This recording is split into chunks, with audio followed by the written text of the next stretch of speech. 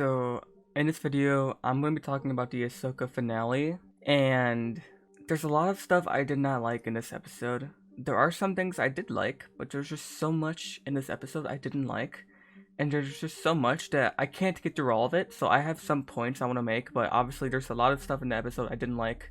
Whether it's character working, just choreography, just the action scenes, like all that overall pacing of the episode, it was just very whack to me. I will get into all of that, but I want to talk about some of the stuff I do like about the episode. And it's not a lot, so it's just two things. So let's talk about Balin. So Balin is a character I thought was really interesting in this whole show. We don't know a lot about him, but I think Ray Stevenson is a really good actor, so I think that's partially why I like the character so much, and there's just so much intrigue about him that I want to learn more about him. You know, obviously Ray Stevenson has passed away, rest in peace, but I still think there's a lot to tell of his character, and I don't think that the character in this season gave enough answers, so I feel like there needs to be a lot more explanations. As for this episode, he was in it for about 10 seconds, which, you know, I wish there was more. So, in that 10-second scene of Balin coming across some statues of what looks like to be the Mortiscots, which is pretty interesting, and I wonder if this is leading to what many people theorized to be what's calling the Balin, which is Abeloth. She was a Mortiscot too, known as the Mother. So if they want to go that route and say it was the Mother that was calling the Balin, I think that could be really interesting. I kind of wish there was some more answers to that instead of just, you know, kind of just leaving it vague. The other thing I liked was probably the Anakin Force Ghost scene. When I watched it, I just thought it was whatever, but like the music cues, just how Anakin's facial expressions are, like it's really sweet when you look back at it. It's just a sweet moment having Anakin's Force Ghost look out to Ahsoka, and it's kind of implying that he was watching over Ahsoka this whole time. But let's talk about some of the things I didn't like, which, you know, was probably the pacing and really the lack of urgency from the main characters. Ahsoka, Sabine, and Ezra not even going after Thrawn at the beginning of the episode. And you could say that Ezra needs to build a lightsaber, but remember when he was saying that... No, the Force is my ally. That's all I need. But I guess he changed his mind. But I was thinking, like, if you really needed a lightsaber, just take one of Ahsoka's. Like, you guys don't have the time to just sit around and make a lightsaber or whatever. You guys gotta go after Thrawn. He's leaving any minute now. And to be frank, he should have left by now, honestly. The fact that he hasn't left is kind of amazing. Like, you guys are really lucky. And then, you know, at the very end of the episode, after Thrawn escapes, Ahsoka and Sabine just sit around, smiling, and they're just happy about what happened. And the reasoning is that at least Sabine got Ezra back to the galaxy. But that's just a terrible reasoning. That's just terrible. That's terrible. One person that gets back to the known galaxy is not a good reason to be happy, because now you two are stuck in this galaxy, and Thrawn and his entire fleet gets back to the known galaxy. There should be no happiness in this scene. There should be no happiness at the ending of this episode, since this is the very thing Ahsoka was trying to prevent. Let's get into the Force stuff for Sabine. So Sabine being able to use the Force the way she did in this episode was very silly. I don't mind her being able to like Force pull the lightsaber. That actually is a decent payoff to like the whole season, having her slowly trying to Force pull things but it just won't work, and then having that as a payoff it's alright, it's cool. Personally, I still am not a huge fan of her using the Force at all, but that is fine to me. Like, that makes sense. I think people can use the Force, like, even, like, you know, people with low Force potential, but their potential means they can't really do crazy things with the Force, like, you know, crazy Force jumps, stuff like that. I don't think Sabine could do that, or should be able to do that. Like, I think it should be kind of like that character in Rogue One, where she can kind of sense her surroundings, maybe deflect some blaster bolts, which she does in this episode, but, like, there's no setup to that. Like, she was training to be able to, like, Force pull, like, a small cup. And being able to Force pull the lightsaber, that's cool. But her being able to, like, Force push Ezra and Force push these other troopers around and being able to deflect blaster bolts in, like, a single episode. Because if you look back at episode 6 and 7, I think it was just episode 6, she was, like, lightsaber deflecting and maybe, like, a one blaster bolt, and which is still weird, but like that's it. Being able to just masterly use a lightsaber already is kind of weird to me, because so like there was no really setup to that. Like, she was training with it, but like she always struggled with it, and all of a sudden like, she's really good with deflecting blaster bolts, and she's also able to just Force push people with powerful strength, like being able to Force push Ezra and giving him an extra boost to the Chimera.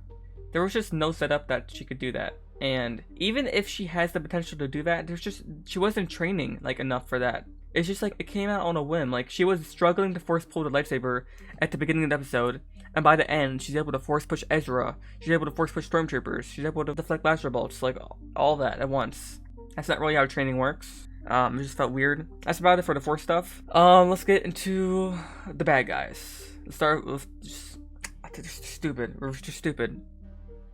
Idiots. So there's this one huge scene I want to highlight. So when Ahsoka is fighting Morgan Elsbeth, there's a long part of the scene where the night troopers literally stop shooting at her. They're just standing around and watching. Why? She literally has her back to them, and it easily overwhelmed her when fighting Elsbeth. So it doesn't make any sense. And this ends up screwing things up because after Sabine force pushed Ezra up to the Chimera, she goes back to help Ahsoka, and they kill the rest of the troopers in Elsbeth. If only the troopers just killed Ahsoka when they had the chance. So let's get into Thrawn. Look how they massacred my boy.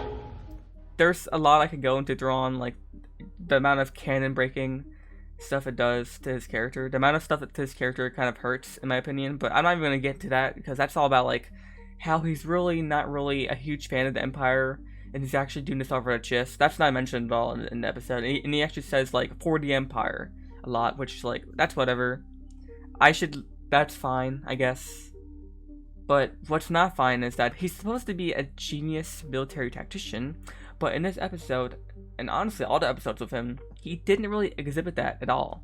He loses every battle and only says he's winning because he's delaying the good guys. Imagine if Thrawn was replaced with a new Imperial officer. What would be different? What military tactics would have changed? What makes Thrawn so unique in this show? Nothing really. All he does is delay the good guys from getting to him, which any Imperial officer can do. He is trying to be depicted as his genius. What he's really doing is very basic and not smart as he thinks. Also, he even makes some terrible decisions in this episode, like choosing not to depart because he needs more time because the good guys are about to get to him. The Jedi are advancing swiftly. At this rate, they may get on board the ship, which would be problematic. We require a little more time.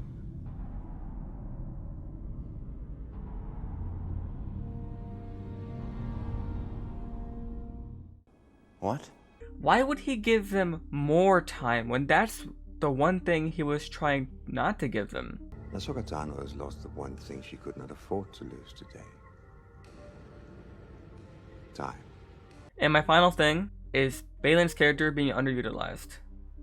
We still know very little about Balin, and we know we get some things in episode 4 where he's doing this all for a greater good, but like, what is his greater good? We still don't know. How does he know Anakin Skywalker is Darth Vader? What is going to happen with Shin? Really turned him away from the Jedi?